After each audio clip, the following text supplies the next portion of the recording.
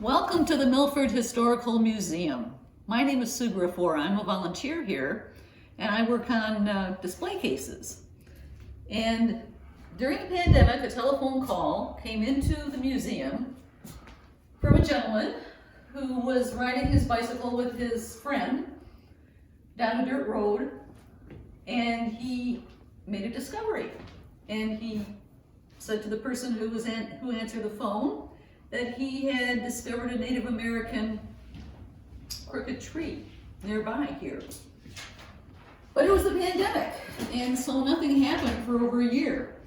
And then I was asked if I would like to be part of a committee to research this tree, and I said yes, because I actually had heard of crooked trees. One of our members had a relative who worked for the Davy Tree Company, and she asked him if he would come and look at the tree, because you have to find out whether the tree is the kind of tree that would have been shaped by the Native Americans, and whether age-wise and type-wise it was a tree that this would have happened with. So he came out and he did like a 5-page report for us, documenting that this is a maple tree. Both of these trees are maple trees, which were trees that were used for this purpose. He also determined that the trees were in the ballpark age-wise. I think it was between 150 and 250 years old. So those two things checked out, but we still needed somebody to verify that this truly was shaped by Native Americans. Ron Wilson, one of the members of our board, contacted a number of Native American resources during this pandemic time, but we initially didn't get any replies, or they couldn't come. One of the main people that he contacted was a man named Dennis Downs. This man is the man. He has written this book, he has traveled the country and documented these trees in, I don't know how many states, but quite a few. And we asked him if he would come and verify our tree. We never, ever, ever thought that would happen, because this man has an illness, he lives outside of Chicago, but a miracle happened. Why, only a year ago, December 2021, he said he would come, and he did. And he arrived, and we took him to the tree, and he was thrilled. He verified that indeed it was shaped by Native Americans by them. And I'll point him out to you. Here he is in the center, dynamic man that he is. Here's Ron Wilson and his wife. These are the two gentlemen who were riding, they're both attorneys, were riding their bikes and discovered the tree. I'm here on the end.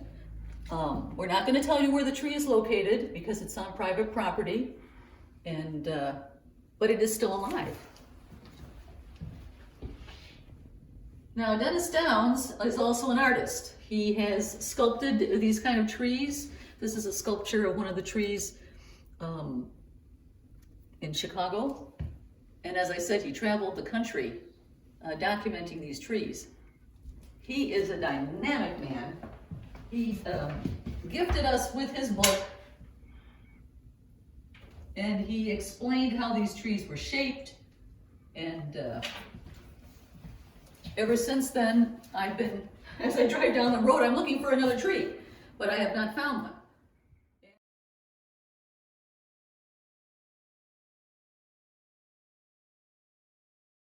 Hi, my name is Ron Wilson. I am a current board member for the Milford Historical Society. Also, I'm a member of the Little Traverse Bay Band of Native Americans from Harbor Springs, Michigan. And I'm here to explain to you about crooked trees and how important they were during the early years before the French and the Americans that came to the state of Michigan. And predominantly these were used in the East Coast and also the Midwest. So they're very important. They're just a navigational tool, and they also indicate many ways and communications of for travel or food or whatever, just like a regular highway sign, MDOT sign today on your local highway. And some of these highways today also originated from the original trails of Michigan. So here in Milford, Michigan, we've had a wonderful find from a biker who has indicated to the Historical Society that he thinks he found a crooked tree. And sure enough, not only a crooked tree, but a marker tree. And I'll tell you the difference. A crooked tree indicates the direction, and this one here found in Milford Township is the indicating to go due east. So at one point there was a trail coming off of presumably the Grand River Trail area. So it definitely is pointing in a direction that is now the Chief Pontiac Trail, about exactly 10 to 16 minute walking that direction. And so it's dead on, and that would actually be the hook up with the Shawashi Trail that would go up to Genesee County and also to Walled Lake and down to Detroit. So this age of this tree is about 265 range, I believe, to 325 in that range. So it's at the end of its life. We had a famous expert come in to authenticate that it is a crooked tree and it didn't happen by accident. And also we had an expert that came in and also authenticate the age and species of the tree.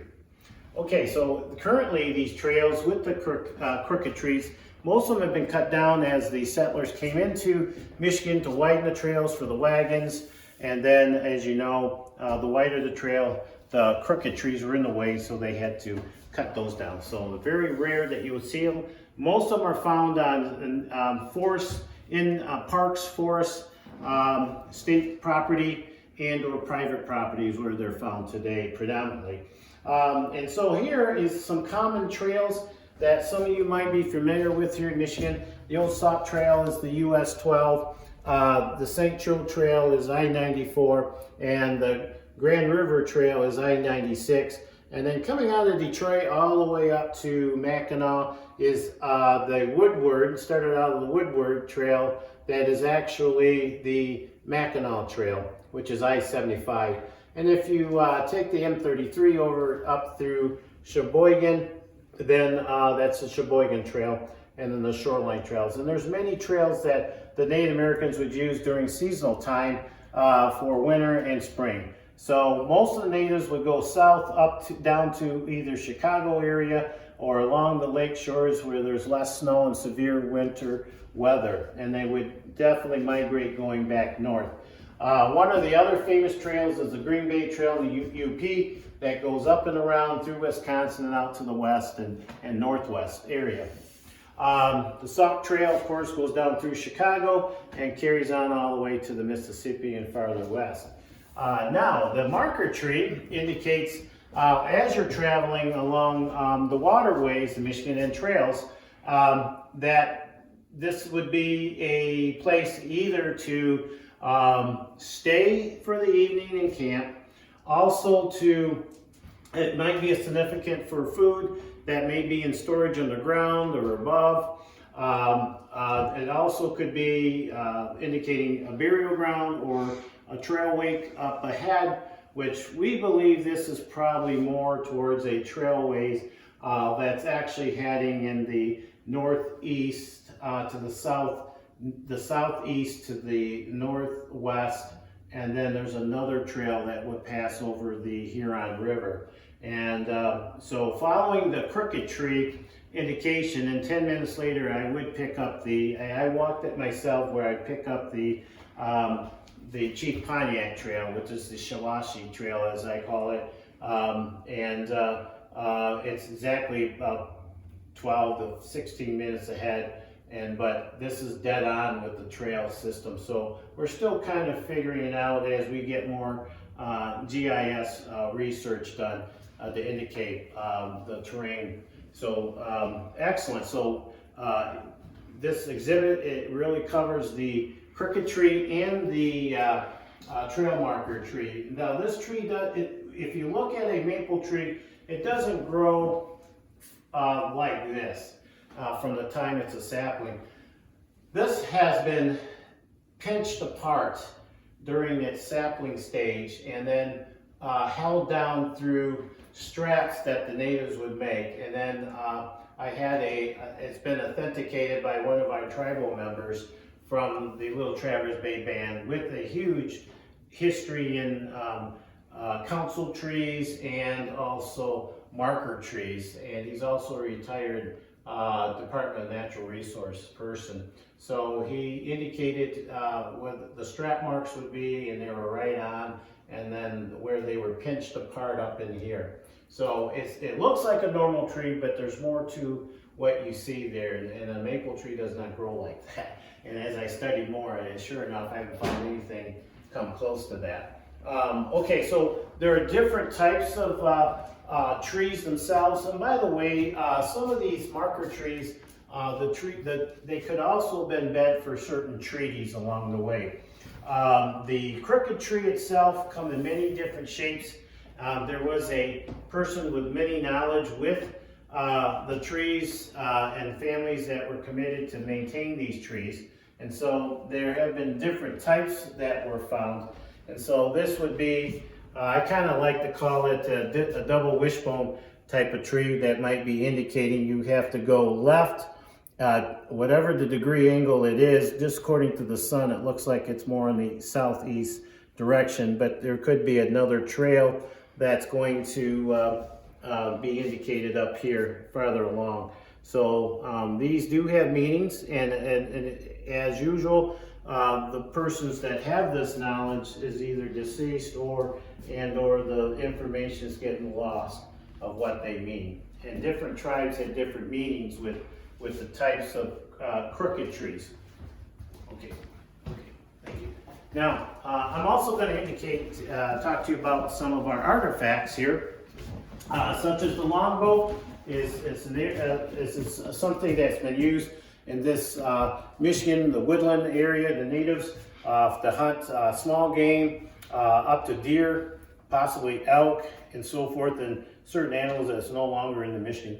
And so we have different types of tools that were used for manipulating or creating different types of arrowheads. The smaller arrowheads definitely are for the smaller game animals such as squirrel and anything along those type of sizes. As the animal itself that they're hunting is going to need more of a larger projectile point to enter the animal itself. So the arrowheads would get bigger for deer, mid-sized game, so to speak. And some of these things that the natives would use in the woodland area, such as Michigan, is birch bark and also porcupine quills. Porcupine quills is definitely a highly skilled craft that takes patience and endurance, and of course a lot of grit with bending and soaking these. And so the beautification, so you could recognize a family or certain tribes that indicate porcupine quills in their style. Along with the birch bark is very, very waterproof for many different types of containers. So it wasn't just used for canoes itself, but for many containers to keep their food and belongings dry. When you get into certain types of stones work to make and manipulate or to create heat and fire, so there are different types of stones there. Our jewelry during the time was made from bones. Also, I wanted to indicate some of this cobalt is from the trade periods with the French or different types of natives throughout the Midwest and East Coast. We had trails all the way down south to Florida. Far west is Northwest, and far east is Maine. And then also the different types of sweetgrass baskets that we have, black ash tree baskets. These were all donated from people here in the local area and also the Little Traverse Bay Band members. the beadwork. As the beadwork came in through trade with the French and Americans, became more prominent on Indian wardrobes, and of course moccasins, buckskin moccasins, any type of satchel work. Also, the snowshoes themselves, with the type of winters that you would have throughout mid-Michigan or on the coast of Michigan with the heavy snow. There's many types of styles that the natives used, from maple to red oak to bending them and steaming them, and creating the sinew for the webbing there, and to do their hunts or travel during the winter months. And so pretty unique, and it was quite an honor to have a lot of people donate some of their wares, and of course their hand tools, and then their wardrobe here. And then along, as far as authenticating the trees, we called an expert, Dennis Downs, to come in to authenticate the tree by all of his research and his books and his pictures. And this type of crooked tree was exactly the height that it needed to be, and the age and the species. And so it definitely was a crooked tree authentication. Okay, and so it was an honor and a pleasure to have him.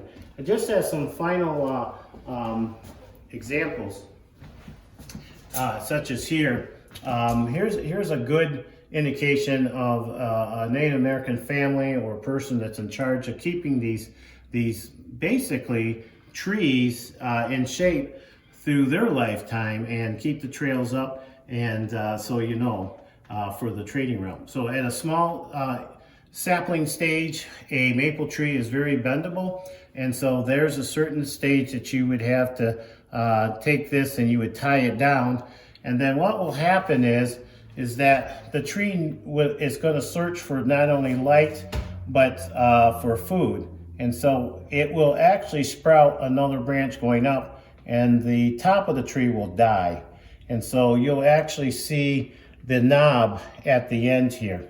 So through the stages, the tree will get tied down even tighter as it starts to age and become firm, and it won't go up. It will only sprout out. And so that really authenticates that it just wasn't a tree that fell on this tree, which some experts or scientists believe that happened. It just wasn't bent.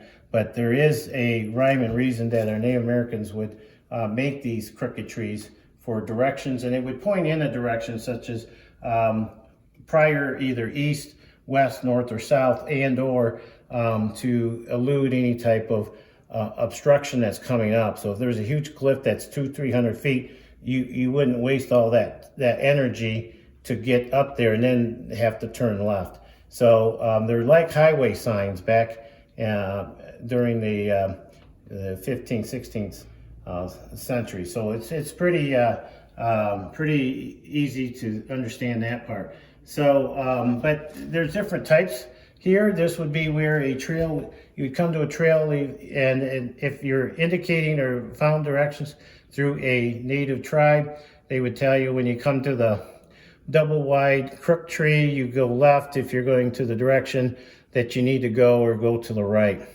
But very, very easy to see in thick woods versus a vertical tree. And this is a larger picture of this crooked tree that was one of his finds out in Tennessee area, from my understanding. Well, this concludes our presentation for today, and I wish you well and thank you.